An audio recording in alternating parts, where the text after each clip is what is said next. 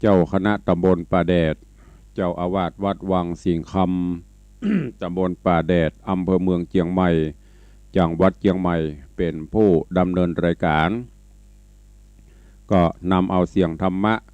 แบบปืนบ้านล้านนาฮักษาฮีทอยมรดกธรรมกำเมืองมาเทศนาฮือทุกท่านสลับกับบางวันก็อาจจะเป็นสารธรรมคำสอนได้มาเทศนาฮือทุกท่าน ตอนนี้พี่หมอบอกว่าปิกมาแล้วสาธุรอดไปเนาะ แสดงความยินดีโดยที่ได้ปิกเป็นอย่างปฏิบัติหน้าที่บุญรักษาเนอะปากันวันนี้เป็นวันหยุดสุดสัปดาห์อยู่บ้านอยู่จองอยู่บ้านหยุดเชื้อเพื่อชาติแล้วก็ถ้าเป็นไปได้เพราะว่าฉีดวัคซีนเพื่อชาติซึ่งตอนนี้ก็สถานการณ์ต่างๆก็กำลังคลี่คลายไปในทางที่ดีก็อดเอาแหมสักระยะหนึ่งก็คงจะเข้าสู่ภาวะเกือบจะปกติคำว่าเกือบนี่คือยังปกติเต็มร้อยถ้าเรากาดตกถ้าเราประมาทกันมันก็จะปิกมาอยู่เพราะโรคภัยไข้เจ็บมันมีของมันแล้วก็มันก็ฉลาดรู้สึกรู้จักปรับเปลี่ยนไปตามกาลเวลาก็เดียวก็เชื้อนั่นเชื้อนี้สายพันธุ์นั่นสายพันธุ์นี้ผสมปนเปกันเข้ามาก็ทั้งนี้และทั้งนั้นก็เปรียบเสมือนอย่างเฮาพอประเดี๋ยวนี้สายพันธุ์ต่างๆบอกว่าจะเป็นพืชพันธุ์ธัญญาหารญาติโยมต่างหลายลองพอบะแตงแตงกวาหรือบะแตงเมืองเขาเนี่ยเจนก้อนหมวกย้อนหลังไปเมื่อ30 ปีบะแตงมันจะงอกกระง่องกระเง่งอย่าหน่วยน้อยๆไปลักเด็ดเขาป้นกินก็เป็นอลัมเดี๋ยวไปเสาะพอกามไปมีที่ไหนอันงอกกระง่องกระเง่งน้อยๆนิดๆนะแก่นยาวจะโละจะละเป็นบะแตงสร้างบะแตงพันธุ์ แม้กระทั่งมะม่วงเขาจำได้รุ่นเขาตี40-50มาเนี่ยเมื่อก่อนไปมีมะม่วงพันธุ์นั้นพันธุ์นี้อย่างนั้นก็มีมะม่วงแก้วเหรอมะม่วงอกกล่องเหรอมะม่วงข้าวมะม่วงงาประเดี๋ยวนี้ลงไปพอไปซอกกินพันธุ์หมูนี้บะหมี่ละแม้แต่มะม่วงสลับหนักสลับแหนกเนี่ยก็บะหมี่ไม่ค่อยมีละเสียบยอดต่อยอดแปรพันธุ์กลายพันธุ์ไปหมดเชื้อโรคก็เหมือนเดียวกันถ้าพอเนี่ยยุงประเดี๋ยวลองพอกะตัวเต้าจ้างเนี่ยแล้วก็ฉีดยาไปมันก็ย่ำให้หนีตัวดื้อยาเหมือนเดียวกันกับหมูเฮาเจ้าข้าต่างหลายเนี่ยเนอะโรคสายพันธุ์ต่างๆมันก็ปรับเปลี่ยนไปตามเวลาของมันทำให้ดื้อยาโคนปะวัคซีนชนิดนี้สามารถจะปราบสายพันธุ์นี้ก็เดี๋ยวอันใหม่โพสเอามาให้มาเป็นไปตามสภาวะการโลกเนอะก็บ่ต้องไปตระหนกตกใจอย่างป้นว่านั่นนะเป็นไปตามสภาวะการมันเป็นสัจธรรมมันก็ทุกอย่างมีการเปลี่ยนแปลงไปตามกาลเวลาเนอะฉะนั้นก็เป็นกำลังใจให้กับเจ้าหน้าที่ตลอดจนเป็นกำลังใจให้ญาติโยมศรัทธาเราได้อยู่ร่วมกันไปขอถวายการต้อนรับท่านเจ้าสิทธิชัยเนอะนี่ก็ติดตามรับชมรับฟังกันอยู่ตลอดก็ขอถวายการต้อนรับเข้าสู่รายการตัวเจริญปอนต้อนรับท่านนายกเจริญคำยามานี่ก็มหาอุบาสกผู้ทำนุบำรุงพระพุทธศาสนาเป็นนายกเทศมนตรีป้ายแดงอยู่บ่ใกล้บ่ไกลอยู่คนหลายตรงนี่บ่ได้ก็ได้เข้ามาขับชมถึงวันบนก็เป็นคนศีลคนธรรมก็ดีใจตัวเองที่พี่น้องสันพหวานเฮาก็ได้นายกผู้ที่มีหัวพัฒนาบ้านเมืองตัวเองก็เจริญปอนเนอะตอนนี้ก็คงจะตื่นจะลุกกันแล้วเนาะเวลาตอนนี้ก็เป่งลึงละ6 โมงป่ายละ ไก่กานกหนูกาไก่ก็ลงกรอนลงหางออกเสาะว่าหากินเฮามนุษย์เดินดินก็ต้องตื่นขึ้นมาตื่นมาแล้วก็ทำกิจวัตรส่วนตัวนะถ้าจะให้มันดีจะไปอ้างบ่มีเวลาเนอะแม้แต่ครูบาอาจารย์พระเจ้าพระสงฆ์เขาก็เหมือนกันต้องบริหารร่างกายกันเหี่ยพ่องเนี่ยมันเนี่ยหรือว่ามันมียิ้มเหมือนเปิ้นก็แกว่งแขนบิดกำเมืองพอบิดขี้ขานยกแขนยกแข้งยกหยังพ่องสักกรรมก็อาบน้ำอาบท่าชำระร่างกายแล้วก็ไหว้พระนบธรรมก็จะทำให้ชีวิตหรือว่าสิ่งดีๆเข้ามาสู่ตนตัวเฮาตื่นเจ้ามาจะไปแปลงอารมณ์บูดตื่นเจ้ามาจะไปเครียดอย่างกับมันตื่นขึ้นมาหายใจโซ่โอ้เฮายังมีลมหายใจอยู่สู้กันต่อไปทุกคนมีปัญหาทุกคนมีอุปสรรคที่จะต้องแก้ต้องทำเฮาก็ก่อยๆคลี่คลายไปไหว้พระนบธรรมเสร็จแล้วก็อาจจะจิบกาแฟก็นั่งคิดไปจะไปคิดลึกลงไปคิดแผนว่าแต่ว่าเฮาเนี่ยอย่างพ่องมันผิดพลาดตัดที่ไหนจ้า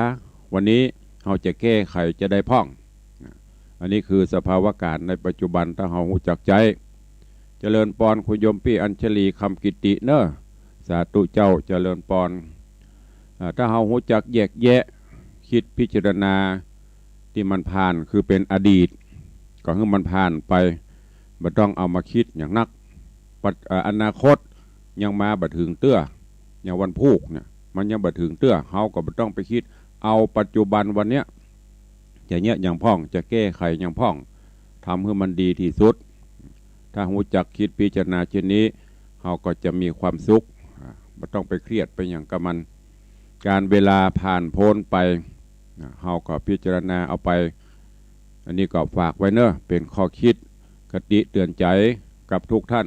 ในยามเจ้าของวันนี้ก่อนที่เฮาจะได้ได้เอ่ยกันในรายการหน้าไมค์ใต้รายการพูดก่อนก็มาฟังน้ำฟังธรรมกันเฮียก่อนเนาะวันนี้ก็แต่ว่ามีการลิงก์สัญญาณไปทั่วเกือบจะภาคเหนือตั้งแต่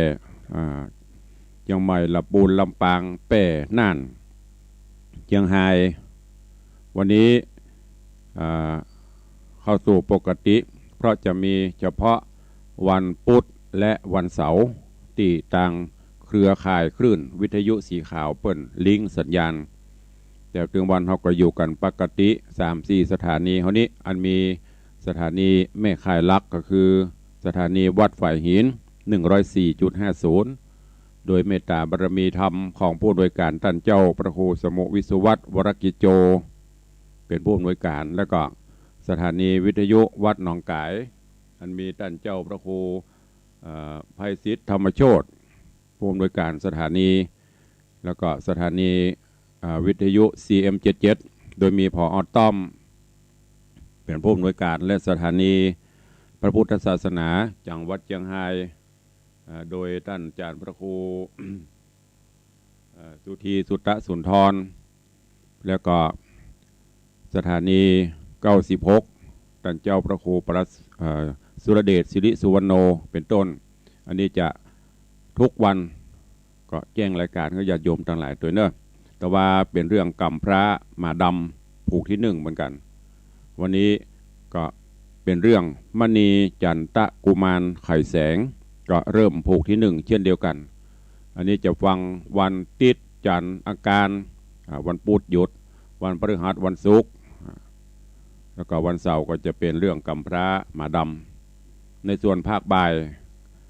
ที่คลื่น96ก็จะเป็นแถมเรื่องหนึ่งเพราะนั้นบางวันก็หลงลืมเนอะเท่าชะเลเกชลามาละเลข6ก็พอจะขึ้นมานี่ละเริ่มหลงลืมเหมือนกัน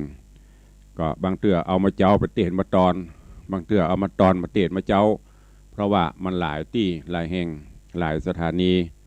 ก็ต้องขอสุมาก็ต้อนรับท่านเจ้าคิมหันเนอะทุกปีคิมหันเอกบุตรอันนี้ก็นักเทศฝีปากเอกก็ลูกศิษย์ลูกหาไกลๆนะคือแม่ไม่ได้สอนเต็มอิ่มก็สอนพ่องแนะไปเป็นเตื้อนี่ก็จัดรายการทางFacebook เป็นประจำโดยวันนี้ได้เข้ามารับชมรับฟังโอกาสบัดนี้เวลาก็ล่วงเลยไปโวยนักแกเถอแป๊บเดียวประเดี๋ยวนี้6:17-18 นาทีละเรามีเวลาปะกันเพียง1 ชั่วโมงเพราะนั้นตอนนี้ก็ฟังน้ำฟังธรรมกันก่อนแล้วก็ได้รายการสัก3-4-5 นาทีเราก็ก้อยมาเปิดหน้าใหม่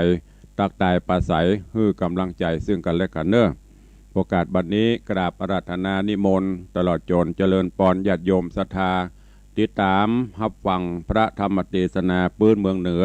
เรื่องมณีจันทกุมารไข่แสงผูกทวนที่1ตอนที่1ณโอกาสบัดนี้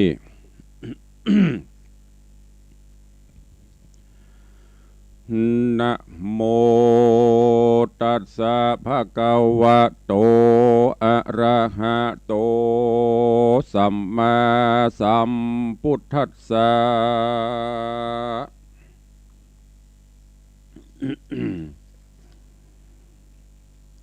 กามวิลันติกตปันติอิตังสัทธากปิละวัตถุมหิอุปนิสัญญนิโครธาระเมวิหาลติญะโสทราปิมปาลาหุละมาตาสหปันทิตวาอารัมภากะเทสิสัทธโวฟังดุราโสตุจนาตุขาตุปูติตุวายังที่อยู่โดยใจงามชื่นจ้อยฟังที่ถอยธรรมเทศนาอ่านพระพุทธาที่ไว้สำแดงไว้เป็นกรรมไขฟังฮือเข้าใจจำชื่อไว้จักเป็นไม้ไต่สองต่างเดินสุติจำเริญยิ่งใหญ่ปางเมื่อพระตีไว้บุญเรืองอาสะไรเมืองกัปปิละวัตถุนั้นสถิตอยู่หันอาสะไรนิโครธารามสายในอาวาสปารบนางนาฏยะโสธราแม่เจ้าลาหุลาโบตาเจื้องจันผู้มีสัตตาสัจจะมันบ่แปรผ่านเป็นเหตุอันยิ่งแต่เพื่อปรากฏแก่คนและเทวดาโดยกถาบาทตนว่ากามาวิลันติกตปังดังนี้ตามอัฏฐกถาจากจีกล่าวใครจะมีว่าหนึ่งนาว่าไว้ภิกขุน้อยใหญ่สาวกาจุ่มหนุ่มในธรรมะลาสภากะแห่งห้องได้ไขปากบองโจตนาว่านางยะโสธรางามแง่มีสัจจะแน่บ่แปรไปย้อนปารมีในปางก่อนนางสร้างบ่ย่อนโดยตนกาพระตัสสะปนผ่านเผานางนางนั้นเล่าจริงมีสัจจะอันมันนักหนาสร้างไว้แย้มนั่นปฏิไว้โพธิญาณสถิตสำราญอยู่ห้องพระเตตองกันทะกุดีได้ยินวจีอันนั้นใส่เพื่อเป็นเหตุฮือเทศนาพระก็เสด็จลีลาเข้ามาสู่ตำกลางหมู่ภิกขุสงฆ์ย่อนวรกายลงนั่งแล้วเนื้อเต้นเกี่ยวอาสนาแล้วก็เมวาจาถามไทยว่าภิกขุน้อยใหญ่โจตนายังกำเยื่องใดจะเจียวยังบทตันแล้วบัวระมวนเฮามาจวนเสียเหล่าภิกขุตนเก้าผู้มีพระญาก็มาย่อมือสากราบไหว้ว่าตูข้ามอนไทยกำลังจะเรื่องนางยะโสธราผู้มีฮัก สิเนหายิ่งนักในพระองค์และดำรงสัจจะมันเตียงบอกคอนยังเวไวบอกเข้าสู่อำนาจไผ่ใจอื่นบอกมีไผ่ลื่นลวนลามอาถาในกาละยามมือเอื้อนานองค์พระเจืองจันทร์สัมพุทธาจริงมีว่าจากล่าวถอยว่าดุราภิกขุใหญ่น้อยตั้งหลายอันว่าชมชายนางนาฏยโสธราราชพิมปา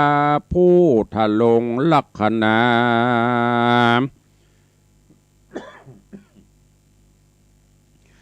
อันเลิศมีสัจจะประเสริฐกับใจบ่ใจมีแต่ในปางนี้แม่นจัดก่อนกี้เมินมาเห่าสองล้านนิดเล่าปิญะเฝ้าไฟเฟือแฝง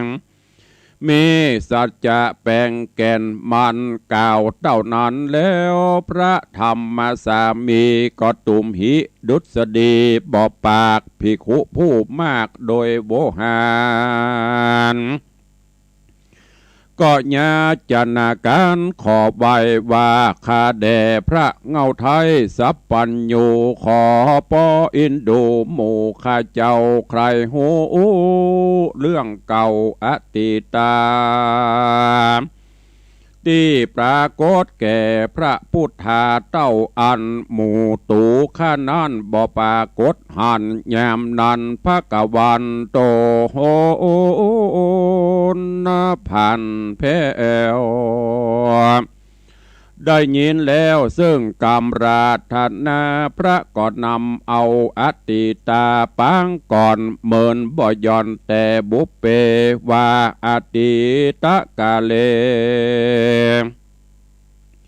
ข้ามล่วงปนนานล้ำโลนสุดสั่งขญายังมีพญาตนหนึ่งเหล่านามตั้นเจ้าวากาวินปกครองแผ่นดินเมืองใหญ่พระจาเจ้าไพรยินดีเมืองปาราณสีแห่งห้องมเหสีนัดน้องชื่อว่ากองแสงเป็นที่แปลงใจจื่นนาดสะโนม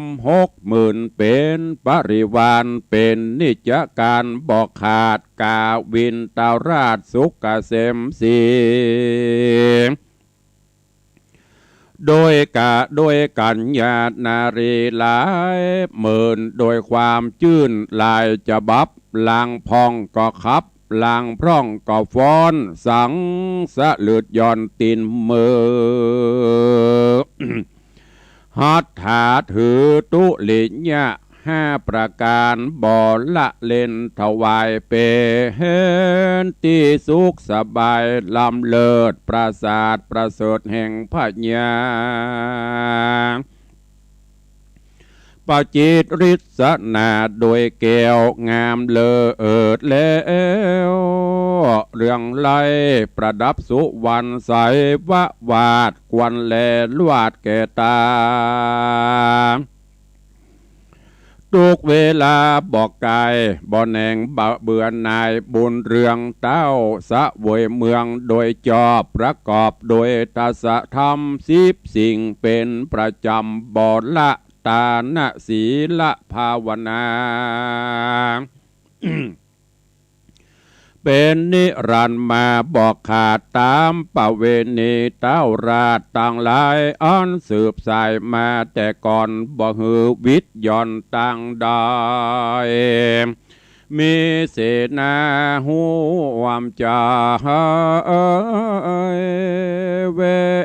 ทออมก็มาเห็นเหตุล้อมเป็นปริวารเสนาหารอาจอ้างกำลังแห่งเต้าจ้างและมีปัญญามากกว่าแสนเสนาเต้าราชเสริมอำนาจรายเรืองอันว่าเมืองปาลาณสีนันไซอาณาเขตคันหรืออาณาเขตคันเหลือกำหนด ประกอบโดยชนบทบ้านนอกปะจันตะขอกนิคมกามโจดเหยื่อตามเหลือแหล่เขตเมืองแผ่ไปไกลเป็นที่ละเมาใจแต่เล่าอุดมโดยเล่าจีนป่าอาหาร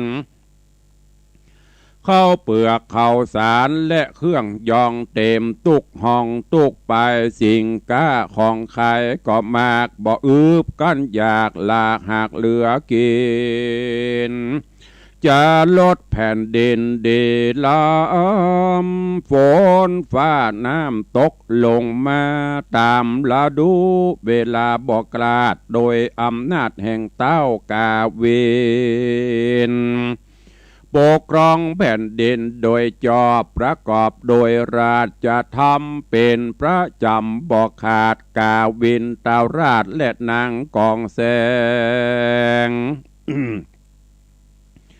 จำเริญเปื่อแฝงสุขยิ่งวันเวลาลิงไหลไปเมินเรือจ่าแต่เล่าเต้าบ่มีลูกเต่ายิงใจไว้สืบเชื้อสายไปนาเศษนาไพร่ฟ้าประชาลาดทุกใจในแห่งโหนในนาคราชมีเศษนาอำมาตย์เป็นประธานหานบ่เป็นการอันยิงเขาก็จริงนัดกันมาสู่โรงสภาสู่โรงหลวงพญาแห่งหาน ผู้เป็นหัวหน้านันกล่าวจะไข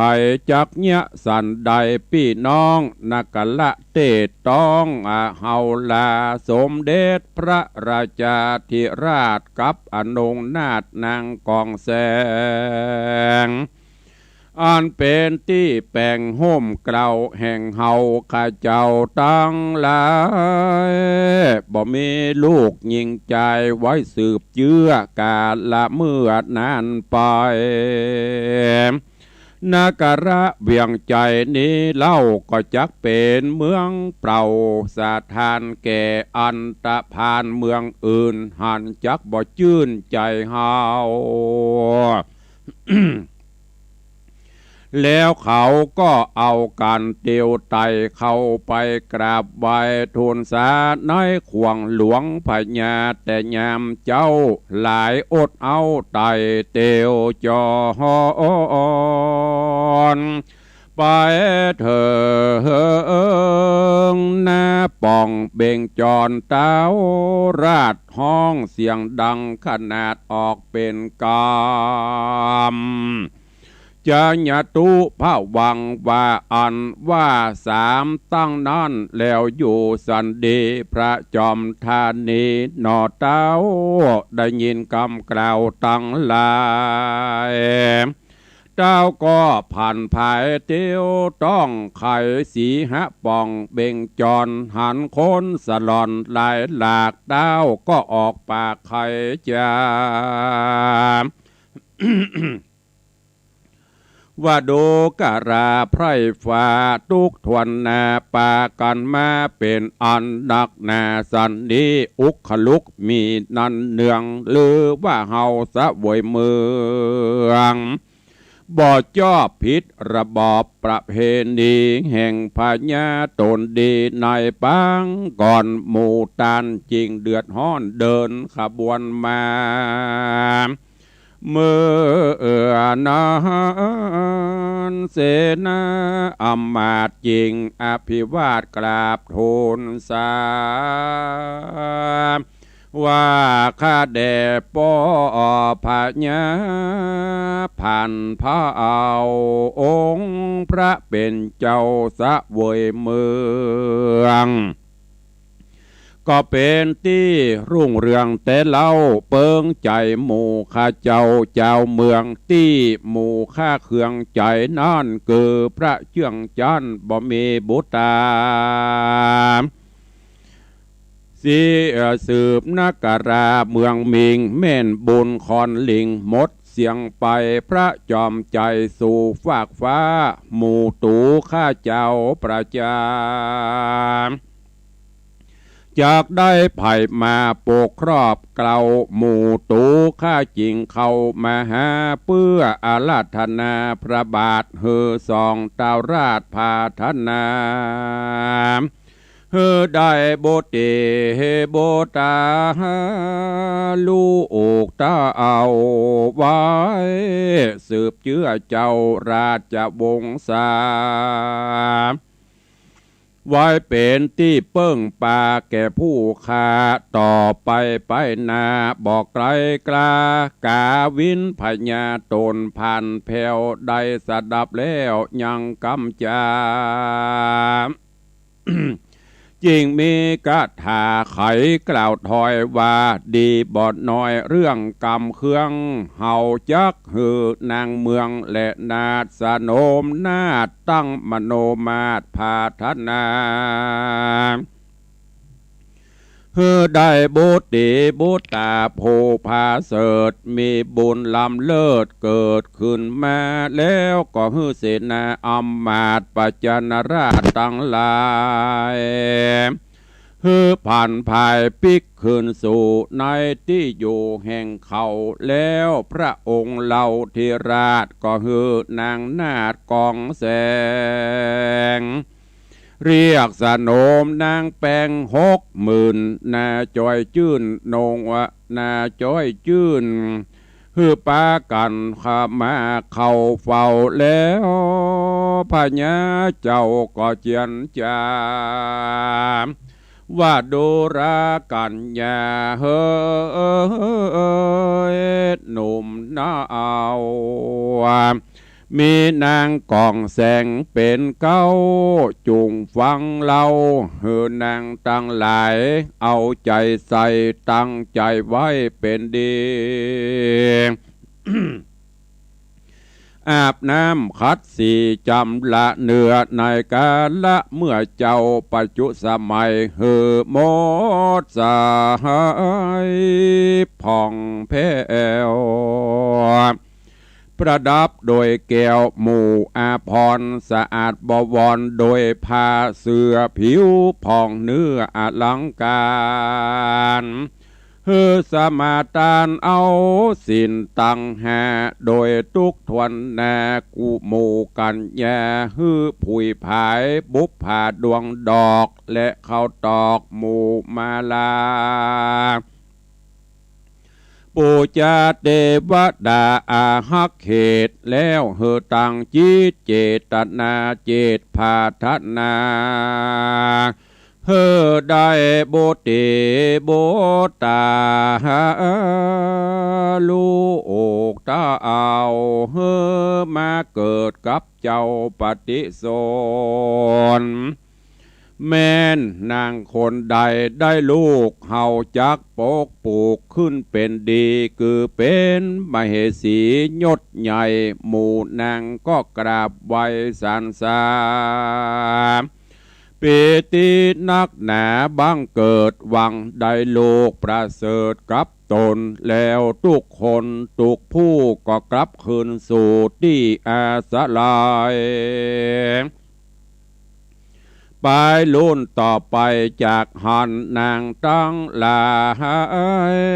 เหล่านั้นก็สมาทานเอาศีล5 ประการเป็นเก้ายามเมื่อเจ้าก่อนสุริยะชายเข้าตอกผุยภายดอกไม้โนบน้อมใบปูจายังเทวดาตนเลิศพาทัดนาลูกประเสริฐจูตนนางปันว่าจอมพังเทวีใหญ่เป็นที่หากใครแก่นางต่างหลายเป็นที่โพดภายแก่ดาวราชเพราะมีกองวัดบอกขาดกับพญาประกอบโดยโสมสุริลาเหล่าเลิศผิวพันธ์ประเสริฐดังสุวรรณอาการกิริยาเตียวตองเป็นที่นาวนองหัวใจฝ ฟู่จ่าปาสะไหลเกาะม่วนเล่งเรียบล้วนกล่อมกลมเหล่าเป็นที่ละเมาใจจื้นนางลูกขึ้นจำละกายก่อนโซลิญาชายส่องฟ้านุ่งเสื้อผ้าไล่ลาตาจวนจันกันทาหอมหืนยกมือขึ้นตั้งเหนือหัวเจ็บเยี่ยมตัวกราบว่าไอภายเข้าตอกดอกไม้ปูจายังเทวดาดังใจแขวดตัวติสะตังแปดดุกแขวงโคงแล้วสมาตานองค์สินหาตั้งสัจจะว่าสุนันตุเตวาโดกาลาเทวดาตั้งลาทุกโพจงฟังกรรมฟู่แห่งเราโหราแม้นว่าศีลสิกขาแห่งข้านี้บริสุทธิ์เต็มที่ผ่องใสขอเทวดาในฝากฟ้าจุงภายโพดคาพอเล็งหานเฮือลูกใจอันประเสริฐมาบังเกิดในกัปพาเพื่อไว้สืบวงศาแห่งข้าต่อไปนา โดยพลันโดยเตจะสินอันผ่องแผ้วแห่งนางเกี้ยวกองแสงเกิดอนุภาพแห่งเหลือขนาดห้อนหินศิลาอาจองค์พญาอินกลายเป็นหินอันร้อนเอา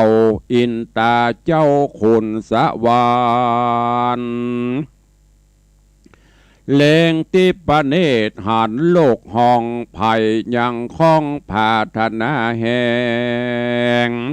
ก็เลงหันนางกองแสงอักราชนามีกรรมมุ่งมาดผาธนาใครใดบุตตาผู้ประเสริฐฮือบังเกิดในกัปพาคุณอินตาเจ้าฟ้าก็ภายแผดนาเล็งหันเตวบุตตาในเตวโลกโตนจักวิโยกจากสวรรค์ก็มาเล็งหันยังโพธิสัตว์จะเอามีผิวมองเศร้าจากดีลาจากตาวติงสาจันฟ้าสู่แหล่งลาทอลนินพญาอินจอมเชื่องเจ้าก็เสด็จเข้าไปหาแล้วก็มีวาจาอาราธวาดนิมนต์ไปเอาญาติปฏิโสนในเมืองคนเขตห้องไปเข้าสู่ต้องนางกองแสงอันเป็นเมียแปงกาวินตาราชบ่ฮือขาดยังปาละเม ในเมืองปาลาดสีนแห่งหันเมื่ออนานโพธิสัตตาก็หับนิมนต์อินตาเจ้าฟ้าว่าเตวะข้าแด่คุณอินข้าจักเมื่อสู่เมืองดินตามกรรมว่าต้านอย่าละข้าฮื้อมองได้ปางเมื่อข้ามีตุกลายบังเกิดเต้าผู้เลิศพญาอินหูว่าโพธิสัตว์จักลงเมืองดินลุ่มฟ้าเต้าก็จริงเหาะกว่าลงมานำรัตนาคือดวงแก้วสองลูกนั่นแล้วแพร่พรานมีวันนะเขียวดาหันดังเมฆเป็นแก้วเอกเลิศโลกากำลงมาสู่โลกไตแย้มเมื่อจักไกลปัจจุสมัย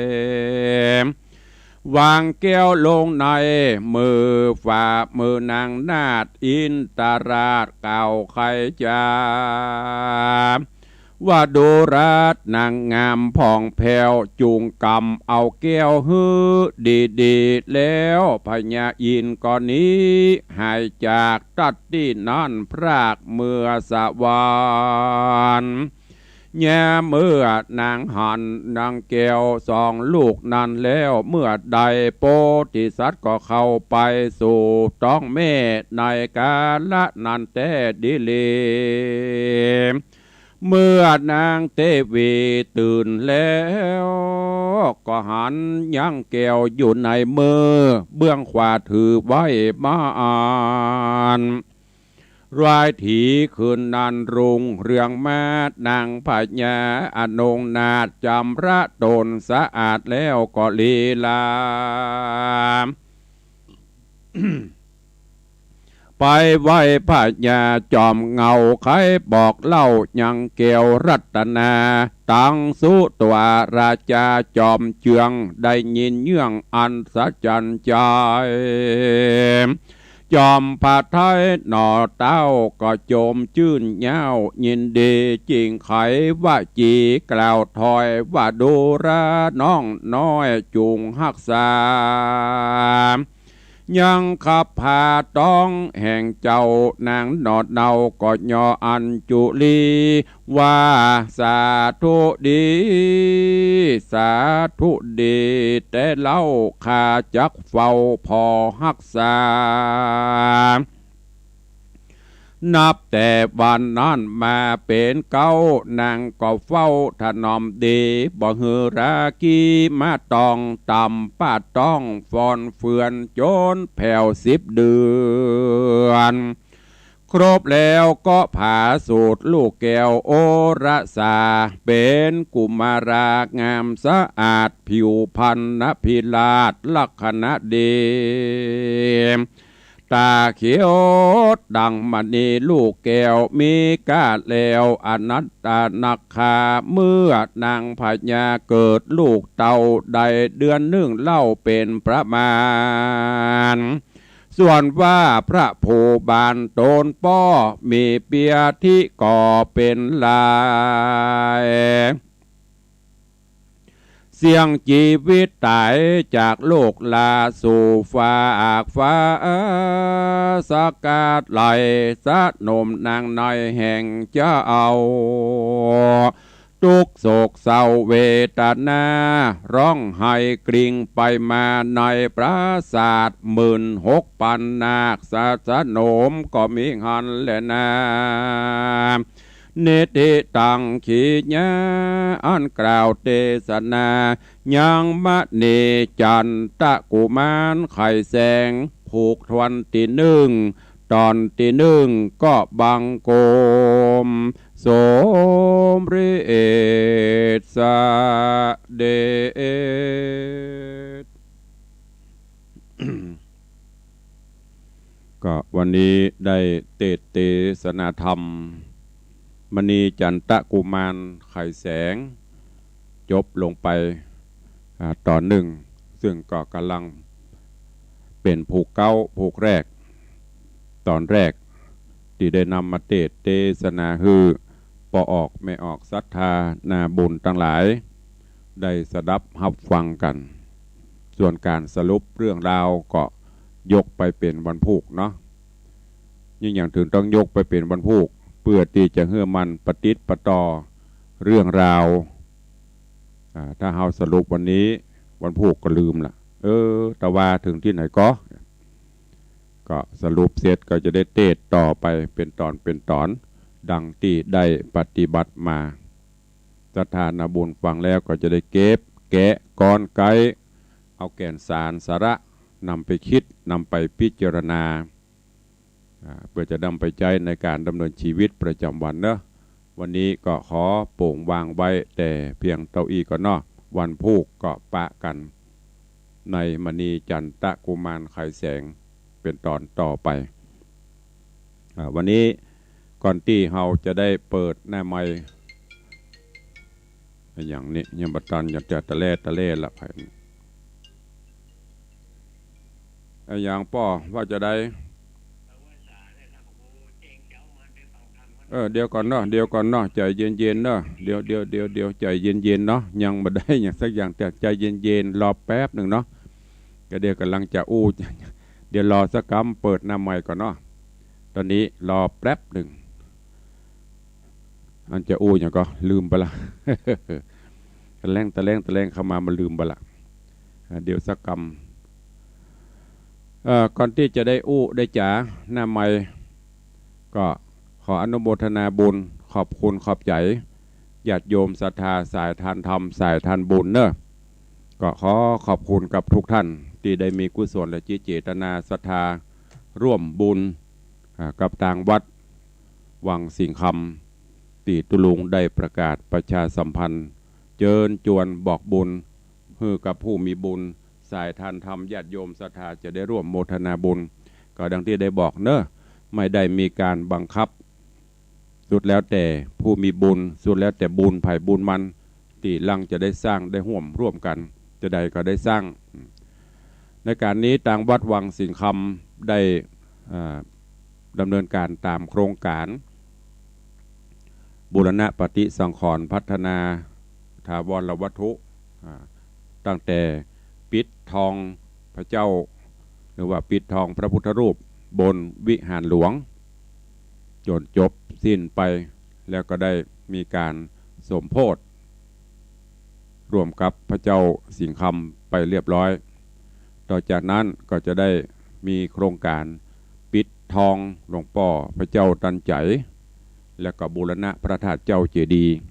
ซึ่งจะใช้งบประมาณถึงหมดกันประมาณ 800,000 บาทก็ได้รับเมตตาอนุเคราะห์จากเจ้าภาพเจ้าศรัทธาเก้าเงาดังที่ได้แจ้งโมทนาบุญถึงวันนั่นก็คือคุณโยมธนวัฒน์คุณโยมทัตพิชาสุสิงคำได้เป็นเจ้าภาพเจ้าศรัทธาเก้านำกินนำตาลหมู่เฮาเจ้าข้าทั้งหลายแล้วก็มีญาติโยม FC ปออกไม่ออกศรัทธาเขาก็ร่วมกันคนละเล็กละน้อยนักพ่องน้อยพ่องตามกุศลและจิตเจตนาวันนี้การดำเนินงานก็ไปเรื่อยๆแต่ว่านี้ต่างช่างต่างศาลาก็ได้ยกถอดเอายอดชัดเจดีย์บริวารเพื่อไปทำการซ่อมและก็ปิดทองดังนั้นก็แจ้งความเป็นห้องว่าแจ้งความก้าวหน้าของการพัฒนานำมาแจ้งให้ญาติโยมทั้งหลายเนอะขออนุโมทนาบุญขอบคุณที่ได้ประกาศไปคราวก่อนนั้นถึงแม่เพ็ญศรีศิลธนัญชัยวันนี้ก็อนุโมทนาต่อก็ขอบคุณกับคุณโยมเสกสรรนาวิสิตพร้อมครอบครัวคุณโยมทวัญญาสุริยาแม่อุ่นเรือนกิติพงษ์ไพศาล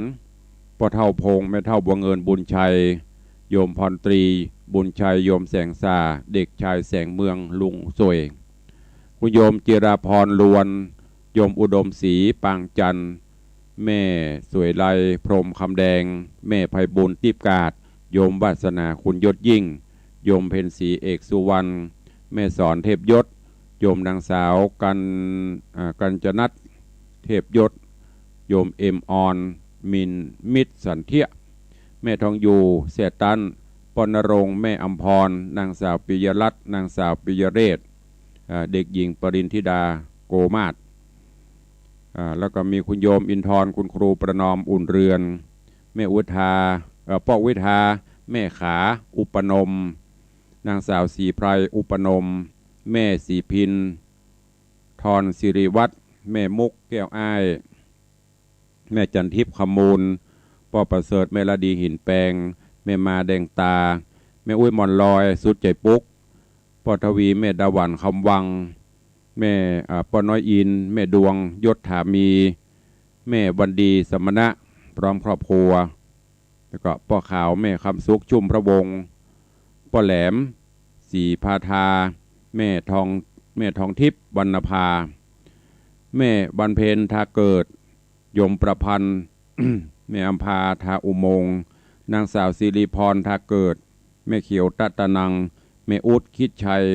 แม่สายทองอินทจักรนางสาวนริศราพรอนิสราพรผู้ประกรณ์แม่ระดาวันสุภาถาโยมวิวัฒน์ขันธจิรีวัฒน์อันนี้เป็นได้นามผู้ร่วมประกอบผู้ร่วม อนุโมทนาบุญมาเดี๋ยววันพุธก็จะก้อยๆทยอยประกาศไปเฮือเนอะจะไปฟังอันทวงแต่อีแม่ยังไม่ได้ยินชื่อนะเพราะยังไม่จบชื่อมันนักตอนนี้มีที่ร่วมโมทนาบุญตั้งแต่เขาเริ่มบอกบุญมา เมื่อวันที่1 มกราคมมาจนถึงบัดนี้ก็มี100 กว่าลายเนอะเดี๋ยวจะก้อยๆทยอยประกาศเฮ้อเดี๋ยวจะมีเวลาได้อู้กันหน้าใหม่ก็ขอขอบคุณทุกท่านทุกเสียงทุกสายตัวที่ร่วมโมทนาบุญด้วยกันนักพ่องน้อยพ่องบะมีก็ยกมือใส่เก้าใส่หัวตั้งจิตอธิษฐานเอาเนอะสร้างบุญบารมีร่วมกันตอนนี้ไปก็จะได้เปิดหน้าใหม่ได้จากันตะกี้ป่ออย่างก็โทรเข้ามาก่อนอันดับแรกบนก็ก่อนจะอู้หน้าใหม่ก็เมตตา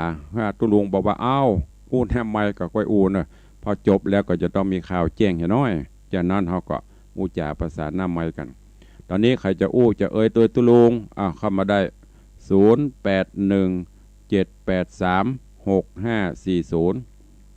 0817836540ใครจะอู้จะจ่าจะเอ่ยตัวเข้ามาได้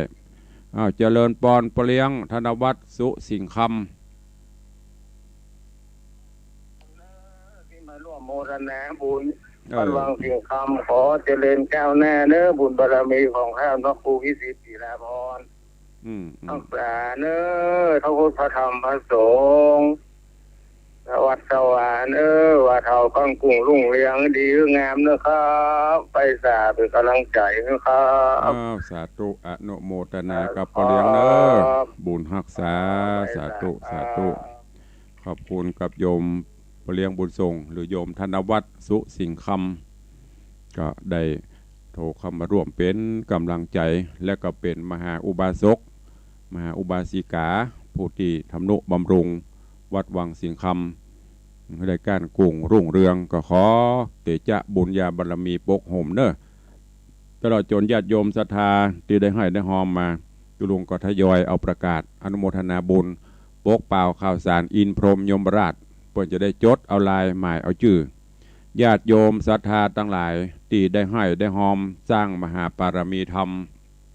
กับต่างวัดวังสิงคำบอกว่าจะนักบอกว่าจะน้อยเนอะ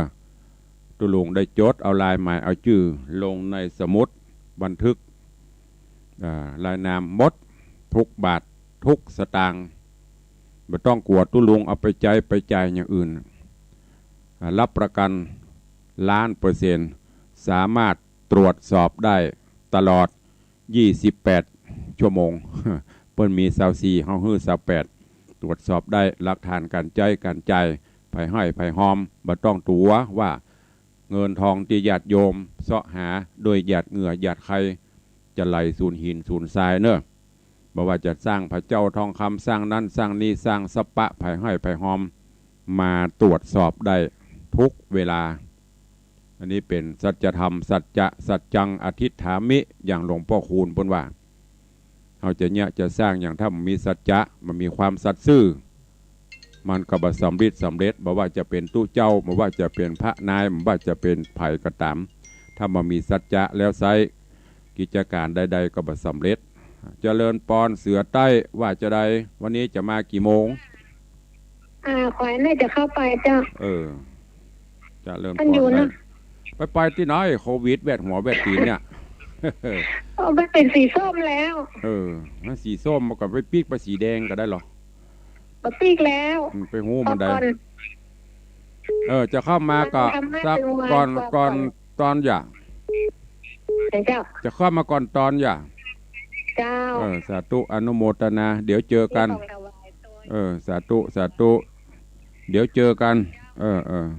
เจริญปอนเนอร์บุตรก็เข้ามาก็เจอกันเจริญปอนแม่ศรีนวลฟังทำเรื่องใหม่อยู่เจ้าเรื่องใหม่ก็เติมใหม่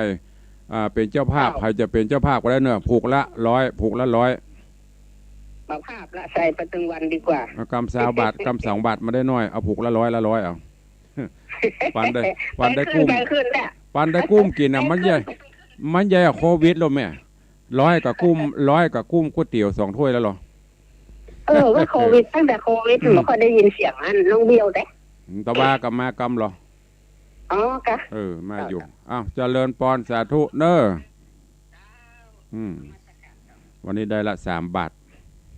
ดีกว่าไม่ได้สักบาทแม่สีนวลลันจวนจอมไปละ3 บาทก็ตัวตุ้ลุงได้วางได้ถูกนะโดของเปิ้ลนิพรของตุ้ปี้คิมหันนะกะเปิ้ลจะประกาศละวันนี้เรื่องนั้นเจ้าภาพในนั้นนางนั้นอุทิศให้คนนั้นของตุ้ลุงไม่มี มีกระบุญอ้าวเสือสิงเหนือว่าใดนมัสการเจริญปอนแม่ยังมาถวายมั่วเนาะบ่ฮู้น่ะบ่บอกอ่ะเดี๋ยวมีของโปรดนี่ล่ะโปรดก็บ่ปวดบ่ฮู้ของปวดบ่ฮู้ของปวดบ่เดี๋ยวจะเข้ามาเนี่ยดีละธนุบำรุงก็นั่นน่ะสร้างไปแปลงไปจัดแล้วเขาให้ได้ห่วมกินห่วมจานกันเนาะจากนี้กันพ่อเลี้ยงว่าใดอันจัดแล้วหมู่เฮาได้ห่วมกันให้ติดแป๊บการจะได้เจอกันไม่ใช่เหตุบังเอิญถ้าบ่ได้สร้างบุญบารมีร่วมกันมันตึ้มปะเนี่ยเพิ่นว่าได้เนี่ยครั้งแรกที่เจอท่านน่ะนั่นน่ะบ้านตกมันนำมาหากันเต้าเดียวหา10 กว่าปีแล้วสาธุนะแม่เนอบุญรักษาเจริญพรสาธุโยมแม่จันดีวันนี้มาครบเฮ้ยสิงห์เหนือเสือใต้ชายกลางชายใหญ่ วันนี้ครบก็อย่างที่ได้บอกเนาะการสร้างบุญบารมีมันสร้างอย่างตุ้ลุงเคยอู้ให้ฟังคนถ้ามันได้หัวบุญร่วมกันนะหันแน่บ่ได้มันก็จังอย่างที่เราเคยได้ยิน5 ก้ายอันนี้บ่มันบ่ถูกจะตาฮะบ่เฮ้ยเปิ้นก็บ่จะหาได้ว่าอย่างฮื้อนะนั่นแหละคือมันได้สร้างบุญร่วมกันถ้ามันได้สร้างบุญร่วมกันเพื่อเตียวกายไปกิโลพุ่นนะถ้ามันตึงงิดใครอู้ใครจ๋าใครตักใครตายใครทำตัวสนิทสนมเปิ้นก็ยังยมแม่จันดีวิสุทธินันนี่ที่ปนบัตรตะเกียก็ไปปะกันในงานเตดได้เป็น10 กว่าปีก็ติดตามกันมาญาติโยมแฟนรายการก็เหมือนกันบางพ่องก็ตัวไปพอได้ยินเขาอู้อย่างน้อยถ้าบัดหูกใจน้อยเอาละหมดศรัทธาอีกก็มีมันนาจิตตังนะสไตล์ตุลุงจะเป็นเช่นเนี้ยอู้แต่พ่องเล่นพ่องเล่นก็เล่นซื่อๆบางทั้งก็บัดหูกสเปกเปิ้นบัดหูกจะตาเปิ้นอู้ง่ายๆบางคนเปิ้นก็ชอบอู้ม่วนจาหวานของเฮานี่ในจะได้นอกก็จะอันน่ะถ้าบัดหูกจะตาถ้าบัดหูกต้องมาอย่างตู้เปงบัดเนี่ยโดนเจียนถามเด้อบันก็โดนด่าบอกว่าจะ70บ่80บอกว่าถ้ามันบัดหูกมันนะด่าแต่ด่าในทางที่ดีไม่ได้ด่าในทางที่เสียหายอันนี้คืออุปนิสัยใจคอของตุลุงในวังจะเป็นเช่นเนี้ยญาติโยมที่เปิ้นมาอย่างโทรศัพท์ก็มากันบางข้างเฮาฮับบางพ่องก็ว่าข้อกระเปิ้นหอมสตางค์นี่อู้ม้วนนะกระเปิ้นบ่หอมนี่อู้คำเดียวอันนั้นไม่ใช่ตุลุงในวังตุลุงในวังอู้จะได้กับเป็นอย่างนั้นน่ะเปิ้นจะหอมก็หอมบ่หอมก็ตามใจเปิ้นบ่ได้ไปบังคับเปิ้นหอมก็ต้องเอาเก็บของเปิ้นมาเอาไปจ่ายอย่างอื่นก็บ่ได้นะมันจะไปใจอันนั้นใจนี้ก็บ่ได้ต้องทำตามวัตถุประสงค์นี่คือตุลุงในวังเนอะเพราะนั้นก็ญาติโยมทั้งหลายก็นำมาอู้มาหลั่งทุกฟังตัวเองวันนี้อู้ไปเวลาหมดนะมันบุยนะหางเวลาไว้กับบนักก็เดี๋ยวเปิ้นก็จะว่าใจเวลาไม่คุ้มค่าไม่เป็นประโยชน์ก็เตะทำให้เต็มที่แจ้งข่าวเต็มที่เหลือเวลาก็ตักตายยำเจ้ากันสักน้อยไผมีเวลาก็โทรมาบ่โทรก็บ่เป็นหยังไม่มีปัญหาเนอะเอาละวันนี้หมดเวลาหมดขอนำรายการจากครูบาอาจารย์ท่านเจ้าภิกษุสงฆ์สามเณรปออกไม่ออกศรัทธาทางจากสถานีวิทยุและฟังจากFacebook เฟซไลฟ์ขอนำรายการจากทุกท่านไปก่อนน้อปะกันวันต่อไปขอความสุขสวัสดีบังเกิดมีกับทุกท่านเนอจัตตารโอธรรมาวัฏันติอายุวันโนสุขังพลัง